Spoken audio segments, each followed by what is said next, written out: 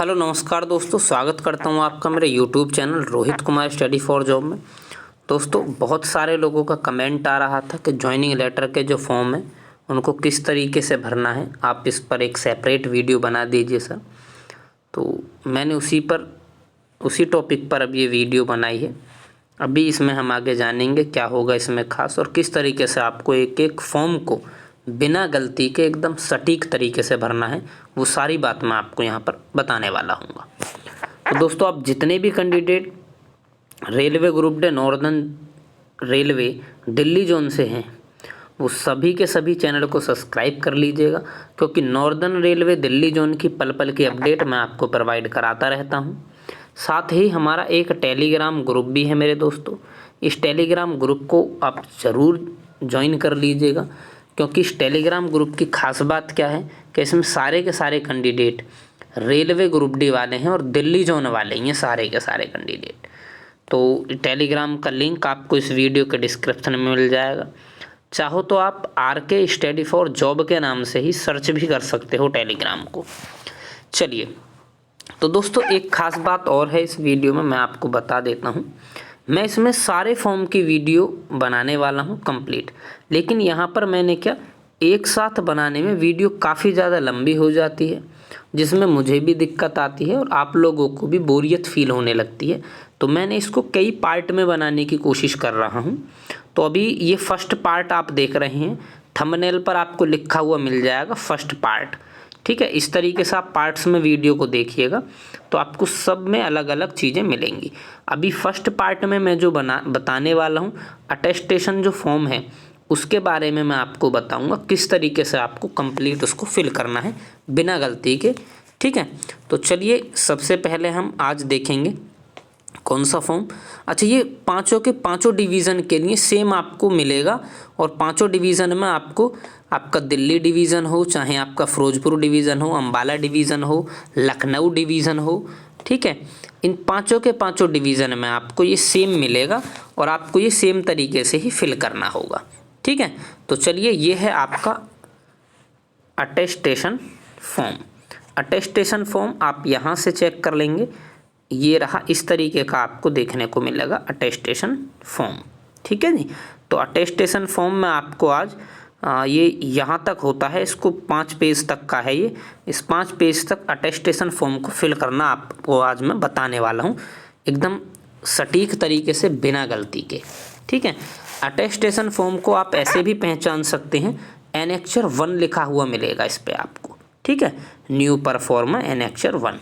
चलिए, attestation form तो एक एक करके सारी बात जानेंगे, बहुत डिटेल से मैं सारी बात बताऊंगा ताकि आपको ज़रा भी दिक्कत नहीं आए। वीडियो लंबी हो सकती है लेकिन आपको दिक्कत नहीं होनी चाहिए। देखिए, सबसे पहले हम समझते हैं भाई क्या है इसमें।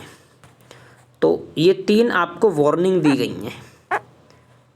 ठीक है, यहाँ पर आपको क्या काम करना है, सबसे पहले इसको समझिए।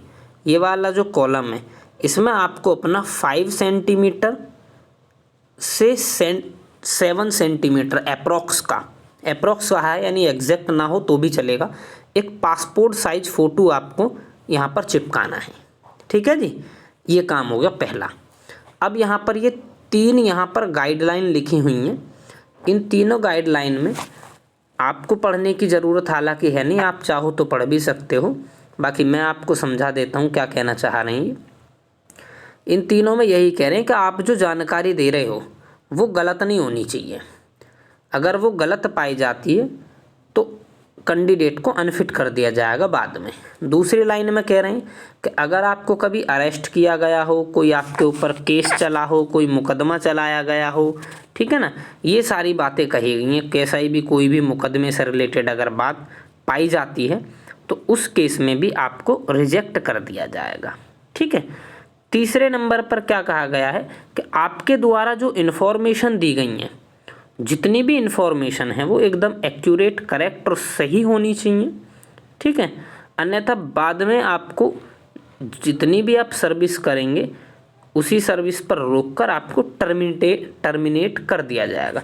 यानी अगर गलतियां पाई जाती हैं तो आपको कुल मिलाकर के नौकरी से निकाल दिया जाएगा। ये कहना चाह रहे हैं ये तीनों पॉइंट। ठीक है जी, ये तीनों वार्निंग है आपके लिए, मैंने आपको समझा दी।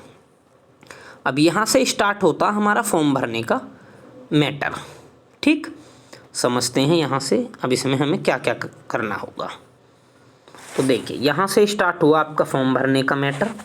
सबसे पहले नंबर पर यहाँ आपको लिखा हुआ भी मैं बता देता हूँ क्या बोल रहे हैं। ये बोल रहे हैं कि आपको अपना कंप्लीट फुल नेम लिखना है और ब्लॉक लेटर का मतलब बड़े अक्षरों में लिखना है। ठीक है, चलिए जी यहाँ पर देखिए आप, अच्छा ये और कह रहा है कि आपको कोई भी अपने नाम का जो पार्ट है उसको ड्रॉप नहीं करना। ठीक है, सरनेम पहले लिखना है आपको और नाम आपको बाद में लिखना है। मतलब क्या है इसका बताता हूँ। जैसे मान लीजिए किसी व्यक्ति का नाम है अजय कुमार। ठीक है, नाम है उसका अजय कुमार, तो ये जो कुमार है इसको बोलते हैं सरनेम, KUMAR। ठीक है जी, और उसका नाम है अजय, तो अजय लिखेंगे यहाँ AJAY। ये ऐसे ही लिखने हैं आपको कैपिटल लेटर में, जिस तरीके से मैंने लिखकर दिखाया, जो भी जिसका नाम है। ठीक है, अगर मान लीजिए किसी के नाम 3 हैं, जैसे अजय कुमार शर्मा, ठीक, तब क्या करेंगे वो कुमार और शर्मा को इस वाले कॉलम में लिखेंगे और अजय को लिखेंगे इस वाले कॉलम में। बात समझ गए। विवेक कुमार पांडे इस तरीके के किसी का नाम है, तो कुमार और पांडे यहाँ लिखेंगे और विवेक लिखेंगे यहाँ पर। उम्मीद है मेरी बात आप समझ पाए होंगे। नेक्स्ट कॉलम में समझते हैं। दूसरे कॉलम में ये वाला जो दूसरा कॉलम है इसमें आपको क्या करना है। फर्स्ट कॉलम आप समझ पाए, यहाँ पर आपको प्रेजेंट एड्रेस लिखना है फुल एकदम कंप्लीट। अगर आप किसी गांव से हैं तो आपको स्टार्ट करना है अपने विलेज से। ठीक है, VILLAGE विलेज जो भी है आपका, मान लीजिए विलेज कोई भी मान लीजिए हमीदपुर। ठीक है, उसके बाद में आपको अपनी थाना लिखना है, थाना जो भी उसका थाना लगता हो, गाज़ियाबाद लगता हो, दिल्ली लगता हो, जो भी। फिर आपको डिस्ट्रिक्ट, अच्छा विलेज के साथ में पोस्ट भी लगानी है अगर विलेज है तो। ठीक है, विलेज फिर पोस्ट फिर आपका थाना फिर आपकी डिस्ट्रिक्ट। ठीक है, और उसके बाद में आपका अगर कोई हाउस नंबर वगैरह है वो लिख सकते हो। अगर नहीं है कोई चिन्हित चीज़ है, चिन्हित चीज़ का मतलब जैसे कई बार हम कहते हैं ना कि काली माँ के मंदिर के पास इस तरीके के जो चिन्हित चीज़ होती हैं आप वो लिख सकते हो। ठीक है जी। अच्छा, एड्रेस लिखने का कुछ लोगों का अलग भी तरीका होता है, जैसे मैं बताता हूँ आपको। कुछ लोग इस तरीके से भी एड्रेस लिखते हैं, जैसे कोई शहर में है तो कॉलोनी, कोई भी कॉलोनी जैसे SDM कॉलोनी गाज़ियाबाद। ठीक है, और डिस्ट्रिक्ट ये डिस्ट्रिक्ट भी गाज़ियाबाद, यूपी बुलंदशहर, इस तरह यूपी जो भी आपका यूपी के बाद पिन कोड वगैरह उस तरीके से लिखते हैं, तो वो एकदम करेक्ट है, कोई दिक्कत नहीं है। सेम आपको उसी तरीके से लिख देना है जैसे भी आप अपना एड्रेस लिखते आए हैं, पोस्टल एड्रेस। ठीक है जी। चलिए नेक्स्ट नंबर पर, यहाँ पर आपको 3 नंबर में A और B 2 पॉइंट दिख रहे हैं। इन 2 पॉइंटों में आपको क्या क्या लिखना है वो मैं बताता हूँ। फर्स्ट वाले पॉइंट में आपको अपना होम एड्रेस लिखना है। होम एड्रेस एक्चुअल में ये उनके लिए होता है मेरे भाई, जैसे कुछ लोगों का एड्रेस तो है गाँव का, और वो प्रेजेंट में रह रहे हैं शहर में आके किसी नज़दीक में, तो यहाँ पर आपको अपना प्रेजेंट एड्रेस और यहाँ पर आपको अपना होम एड्रेस, जहाँ आपका अपना घर है, अपना गांव है, इस तरीके से लिखते हैं। कुछ लोगों के ये दोनों चीज़ें सेम ही होती हैं, तो आपको बिल्कुल सेम लिख देनी है, बिल्कुल भी इसमें टेंशन लेने की ज़रूरत नहीं है। जो एड्रेस आपने यहाँ फिल किया है वही आप अपना यहाँ फिल कर सकते हो।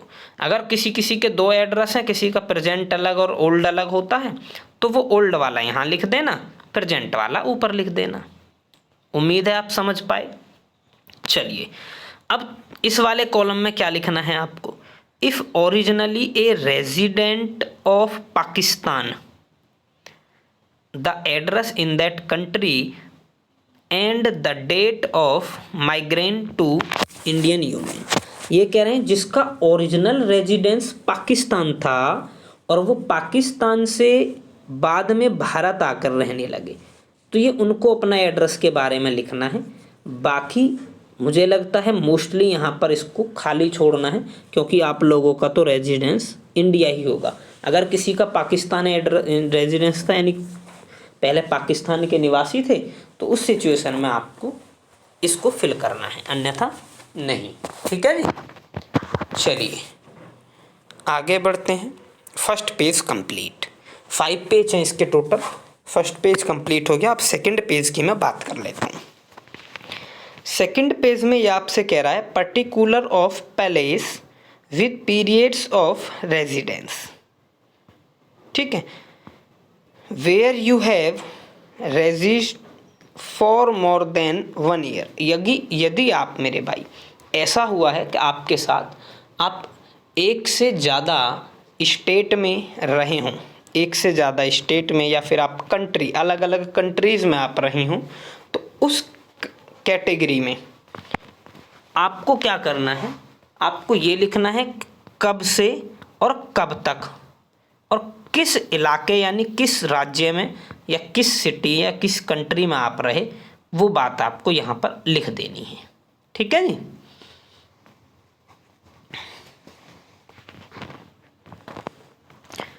ये भी मोस्टली कोई फिल करता नहीं है, मोस्टली कोई कोई ऐसा होगा जो रहा होगा, अन्यथा इसको भी खाली छोड़ना है। ठीक है जी। अगर कोई एक ही जगह यानी किसी भी एक ही पर्टिकुलर राज्य में रह रहा है स्टार्टिंग से ही, तो इसको खाली छोड़ देंगे, इसमें भी कुछ फिल नहीं करना। आगे समझते हैं। ये कॉलम नंबर 5 में क्या आपको लिखना है मैं बता देता हूँ। फादर्स नेम के बारे में सारी डिटेल यहाँ पर आपको लिखनी है। पहले फादर्स नेम, मान लीजिए किसी के पापा जी का नाम विवेक कुमार है तो विवेक, अच्छा फुल कैपिटल लेटर में लिखनी है सारी चीज़। ठीक है ना। उपनाम है तो वो भी लिखना, अगर किसी के पापा उपनाम भी है किसी का, जैसे किसी का विवेक कुमार है और घर पे उसको कहते हैं पप्पी, या कुछ और भी नाम होते हैं, बहुत से को कलुआ हो गया, बहुत से घर पे रख लेते हैं ना अलग से नाम, मास्टर जी हो गए। तो इस तरीके के जो भी नाम हो तो वो आप अपना ये विवेक कुमार और जो भी अगर कोई उपनाम है तो वो आप यहाँ पर लिख सकते हैं। नहीं है तो जो फादर्स नेम है आपके डॉक्यूमेंट में वो वाला लिखना। ठीक है, 10th की मार्कशीट में जो है। आगे समझते हैं। नेशनलिटी लिखनी है। नेशनलिटी मोस्टली तो इंडियन ही होंगे ये, तो इंडियन आपको लिख देना है। अगर किसी की नेशनलिटी अलग है यानी कोई बाहर का नागरिकता अगर किसी ने ले रखी है तो आप वो लिख सकते हो यहाँ पर। मोस्टली सबके इंडियन ही होंगे तो आप लिख सकते हैं। आगे प्लेस ऑफ बर्थ, आपके जो फादर हैं उनका जन्म कहाँ पर हुआ था वो आपको लिखना है। अच्छा, ये ज़रूरी नहीं है कि आप लिखें, अगर आप इसको ब्लैंक छोड़ना चाहें तो छोड़ सकते हैं, कोई दिक्कत नहीं है। ठीक है। चलिए आगे ऑक्यूपेशन, आपको आपके जो फादर हैं वो क्या काम करते हैं, तो अगर कोई बेहतरीन गवर्नमेंट जॉब वगैरह है या किसी अच्छी पोस्ट पर है तो वो आप लिख देंगे। अच्छा, नॉर्मल अगर मज़दूर व्यक्ति हैं तो आपको यहाँ पर सिंपली क्या लिख देना है भाई, मज़दूर वर्कर लिख देंगे आप सिंपली, या इस कॉलम को भी आप खाली छोड़ सकते हैं। मोस्टली आप लिख देना, वैसे खाली नहीं छोड़ना। ठीक है, आपको यहाँ पर वर्कर लिख सकते हैं, लेबरर लिख सकते हैं। ठीक है, ये सब कुछ भी आप लिख सकते हैं। आगे प्रेजेंट पोस्टल एड्रेस, फिर से यहाँ पर आपको अपना वही एड्रेस डालना है। ठीक है जी। आगे समझते हैं। परमानेंट होम एड्रेस, यहाँ पर भी वही एड्रेस वाली बात है, तो आप एड्रेस ही डालना है। अगर दोनों का सेम है तो दोनों सेम, किसी का प्रेजेंट अलग है और पहले अलग था तो वो अलग अलग भी डाल सकते हैं। सेम डिट्टो ऊपर वाले ही एड्रेस हैं ये। मदर्स के बारे में अब वही सारी चीज़ें जो फादर्स के बारे में लिखी हूँ, मदर्स के बारे में मदर्स नेम जो आपके डॉक्यूमेंट में है, उनकी नेशनलिटी, बर्थ ऑफ पैलेस ज़रूरी भी नहीं है, ऑक्यूपेशन कुछ नहीं करती हैं तो छोड़ सकते हो डैश खाली, या हाउसवाइफ लिख सकते हो या खाली छोड़ सकते हो, कोई फ़र्क नहीं पड़ता। उसके बाद में इनका मदर्स का भी एड्रेस, मदर का एड्रेस का मतलब ये नहीं कि मम्मी जी का गाँव मत लिख देना। ठीक है, तो जो फादर्स का एड्रेस है मोस्टली वही मदर्स का होता है। कई सिचुएशन में ये एड्रेस बदल जाता है, जैसे मान लीजिए किसी की मदर कहीं अलग जॉब कर रही हैं, तो हो सकता है उनका एड्रेस अलग हो। ठीक है, तो इस केस में ये बदल जाता है। अच्छा, 2 मिनट के लिए मैं वीडियो को थोड़ा सा पॉज करता हूँ।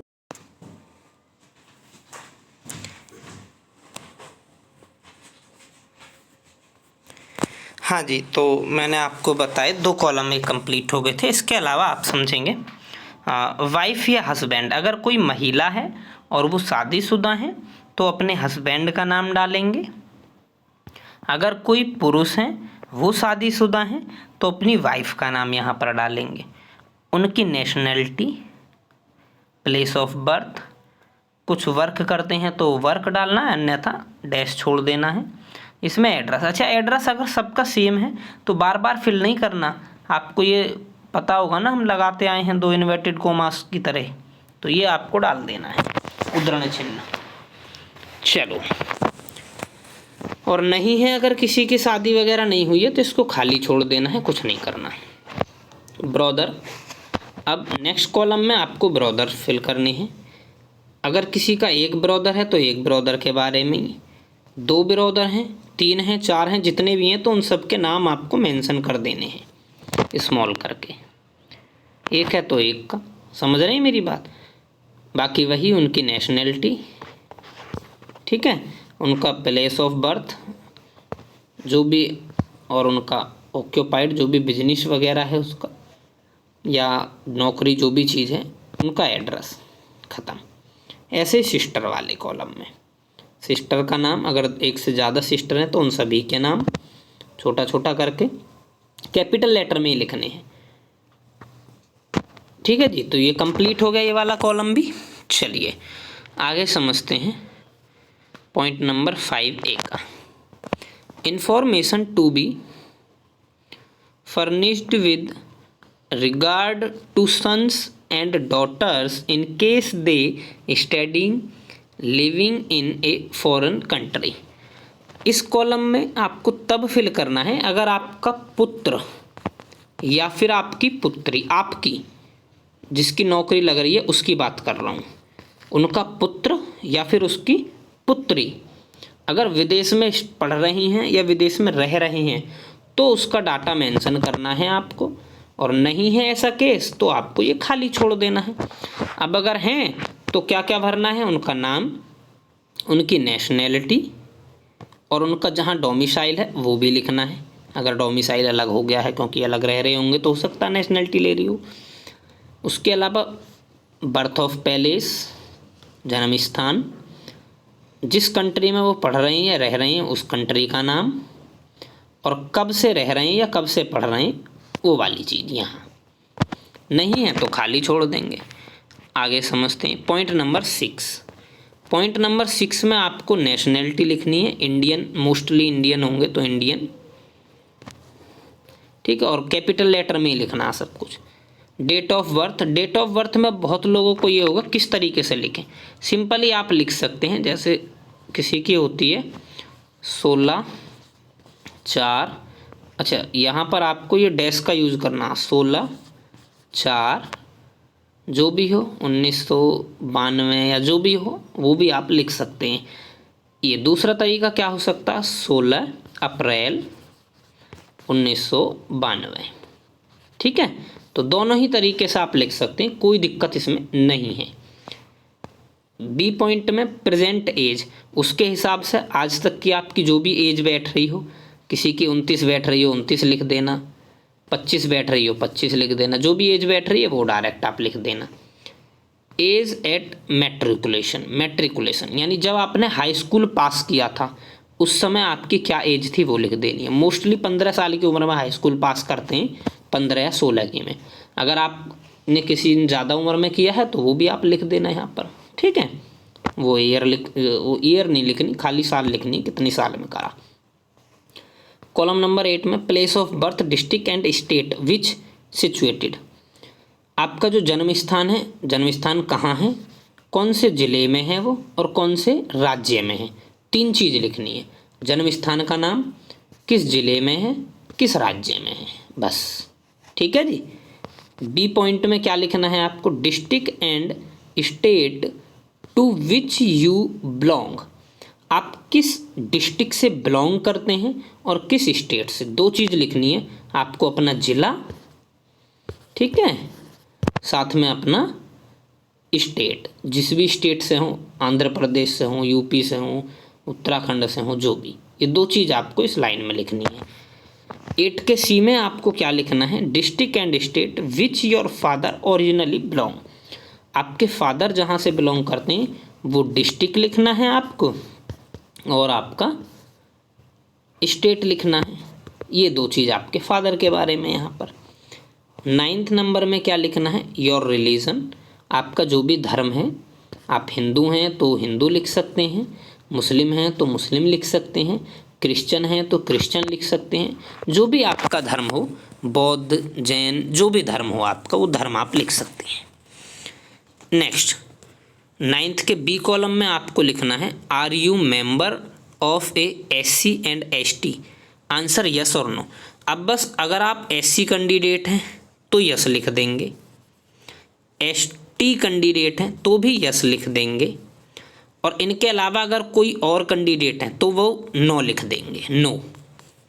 ठीक है, बस ये काम आपको 9th के बी में फिल करना है। आगे समझते हैं। नेक्स्ट यहाँ पर आता है educational qualification showing palace of education with year in school and college since 15th year of age, यानी 15 साल की उम्र के बाद, यानी हाई स्कूल के बाद। ठीक है ना, या 15 साल की उम्र से, यानी हाई स्कूल से लगभग आपको ये लिखना है कि उसके बाद आपने क्या क्या पढ़ाई करी है, कहाँ कहाँ से की है, कब कब आपने पास किया है। तो क्या क्या चीज़, सबसे पहले आप अपना हाई स्कूल का लिखेंगे। यहाँ पर हाई स्कूल का क्या लिखना है आपको, कॉलेज या स्कूल का नाम और एड्रेस। ठीक है जी, कॉलेज या स्कूल का नाम और एड्रेस। Date of entry, entry date, अब ये तो याद नहीं रहती है आपको, तो सिर्फ आप सन लिख देंगे, 2013 में करिए या 2008 में करिए, जब भी करिए वो सन आप लिख देंगे।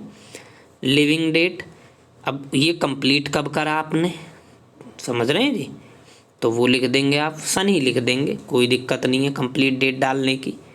एग्जामिनेशन पास्ड, एग्जामिनेशन को पास कब किया है वो लिख देना है। 10th जब भी पास करी, उस स्कूल से कब निकले ये वो लिखना है। ठीक है ना, 10th लेवल पास हो गई। 12th अगर उसी में करी है तो लिखने की ज़रूरत नहीं है आपको, या यहाँ पर लिख भी सकते हैं 12th का डाटा। उसके बाद 12th के बाद जो भी आपने डॉक्यूमेंट लगाए हैं, जो आपने रेलवे में भी लगाए हैं, आपने किया भी है, जैसे ग्रेजुएशन, तो उसका कॉलेज का नाम, एंट्री ईयर वगैरह ही लिख देना, डेट की ज़रूरत नहीं है, तो वो आप लिख सकते हैं। उम्मीद है ये भी आप बड़े आराम से समझ पाए होंगे। अगर इसके अलावा भी आपका कोई डाउट रह जाता है ना, तो आप कमेंट कर लीजिएगा, मैं आपको फिर से उसके बारे में अच्छे से बता दूंगा। वैसे कोशिश मेरी यही है कि डाउट आपका कुछ बचेगा नहीं ये कंप्लीट देखने के बाद। 11A का पॉइंट क्या कह रहा है आपसे, आर यू होल्डिंग और have any time held an appointment under the central and state government. यहाँ पर अगर आपने किसी सेंट्रल गवर्नमेंट या फिर स्टेट गवर्नमेंट में जॉब करी है अब से पहले, तो उसका आपको टाइम पीरियड लिखना है, कब से कब तक जॉब करी है। मोस्टली वैसे अब अगर आप ग्रुप डी की ज्वाइनिंग पर जा रहे हैं तो मुझे लगता है मोस्टली कैंडिडेट ने जॉब करी ही नहीं होगी, तभी वो यहाँ जा रहे हैं। तो अगर नहीं करी है तो ये कॉलम आपको बिल्कुल खाली छोड़ देना है। ठीक है, या फिर आप किसी अर्ध सरकारी गवर्नमेंट जॉब पर भी रहे हैं ना, तो वो भी आपको लिख देना है यहाँ पर। चलिए आगे समझते हैं। तो ये पेज नंबर 4 भी आपका कंप्लीट हो गया। पेज नंबर 5 की बात करते हैं, जो कि बहुत आसान है। इसमें मुझे लगता है ज़्यादा कुछ है नहीं, मोस्टली कॉलम में आपको नो फिल करना होगा। अरेस्ट हुए हैं क्या कभी आप, नो पर क्लिक कर देना। केस चला है कोई, नो पर क्लिक कर देना। डिटेन्ड, गिरफ्तार हुए, बिल्कुल नो पर क्लिक कर देना। किसी दोषी, दोषी ठहराए गए हैं क्या, डिटेन, ये भी। बॉन्ड डाउन, डिटेन, ठीक है जी। इसके अलावा court of law, find by, अच्छा कोई आपके जुर्माना लगा है, केस ने, किसी केस में जुर्माना लगाया हो कोर्ट ने आपको, मोस्टली नहीं लगाया होगा तो नो लिख देना है आपको। दोषी ठहराया हो किसी कोर्ट ने आपको, नहीं, अगर ठहराया है तो यस करना भाई, ये तो आप पढ़ के आराम से खुद समझ सकते हैं, तो ये नो हो जाएगा इसमें। उसके अलावा आगे, किसी एग्ज़ाम से आपको रेस्टिगेट किया गया हो, मोस्टली नो ही करना है आपको। किसी एग्ज़ाम से, अगर आपको यूनिवर्सिटी हो या किसी ये एग्ज़ाम हो आपके एसएससी वगैरह के, किसी से भी अगर आपको रेस्टिगेट किया गया है तो आपको नो लगाना है। उसके अलावा किसी भी सिलेक्शन कमीशन ने आपको डिस्क्वालीफाइड किया हो किसी कारणवश, नो। आगे, इज़ एनी केस पेंडिंग, कोई केस आपके ऊपर पेंडिंग हो, पेंडिंग है तो यस, नहीं तो नो। आगे, is any pending against university और other educational authority institution at the time of filling up this attest, इस समय जो आप फॉर्म फिल कर रहे हैं, ठीक है, कोई ऐसा केस तो पेंडिंग नहीं है जो एजुकेशनल अथॉरिटी के द्वारा आप पर चलाया गया हो। कोई भी एजुकेशन जो वो होती हैं संस्थाएं, उनके द्वारा कोई झगड़ा या कोई ऐसी चीज़ आपके ऊपर चलाई जा रही हो, तो ये मोस्टली कॉलम में आपको नो ही करना है यहाँ पर। आगे यहाँ पर है, किसी डिस्चार्ज वगैरह आपको नौकरी वगैरह से किया गया हो कहीं से, तो ये भी मोस्टली नो ही करना है आपको गवर्नमेंट जॉब से। ठीक है जी, तो इसमें आपको मोस्टली कॉलम में नो ही करना है। चलिए आगे यहाँ पर क्या है, ये नो हो गया। Please also wearing to top attestation, अच्छा, अगर आपके पास कोई केस वगैरह कोई चला है तो उसके लिए आपको एक अटेस्टेशन फॉर्म मिलेगा, उसमें आपको फिर वो सारी चीज़ें भरनी होंगी, क्या मामला था, कैसे था। ठीक है, यस करने के बाद, और अगर नहीं किया है तो उसमें फिर कुछ करना ही नहीं है आपको। ठीक है,